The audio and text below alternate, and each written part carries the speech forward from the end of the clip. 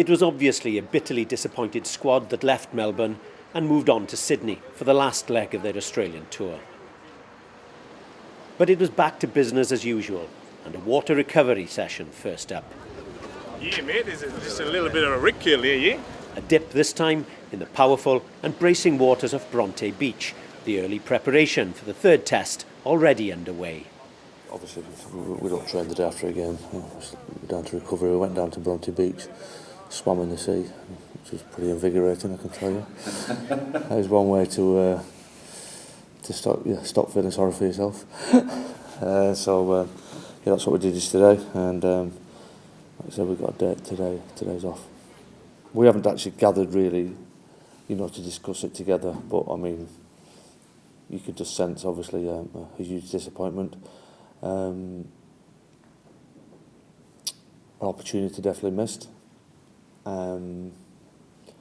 but hopefully as the week progresses, that will slowly turn into a determination to not leave beautiful shores without a victory in the Test match. I think both our games have been good matches to watch. Even after the first Test, a lot of people, Australian people, coming up to us saying, that's one of the best games we've watched all season for a long time. That was in Brisbane, and obviously I'm pretty sure they'll be saying pretty much the same thing after the Melbourne game.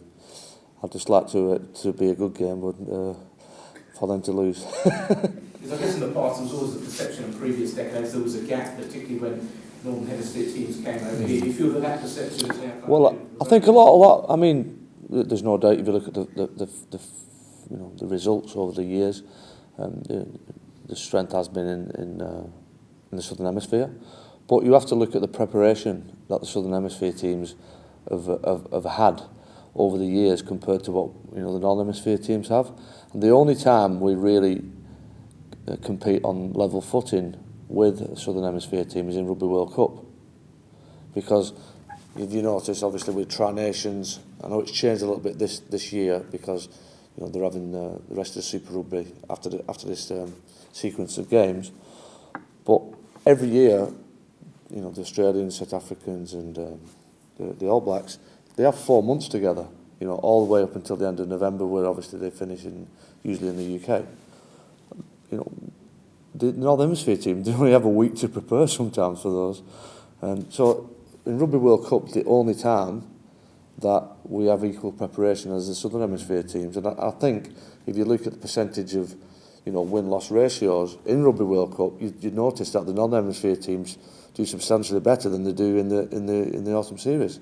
The way to beat Australia is tackle them, and when you get the ball, try to score some points. It's that simple, But I thought defensively we were much more out of the races on Saturday. We defended for long periods. We didn't have a great deal of possession, but against a very, very formidable offence, and trust me, one of the most sophisticated offences in world rugby. Very, very difficult to defend against, with a lot of threats across the park. I thought we did a decent job in defence. We had one mishap just before half time, and obviously, Berwick took the gap and they finished it off, and that's what you do with top class players like Berwick Burns.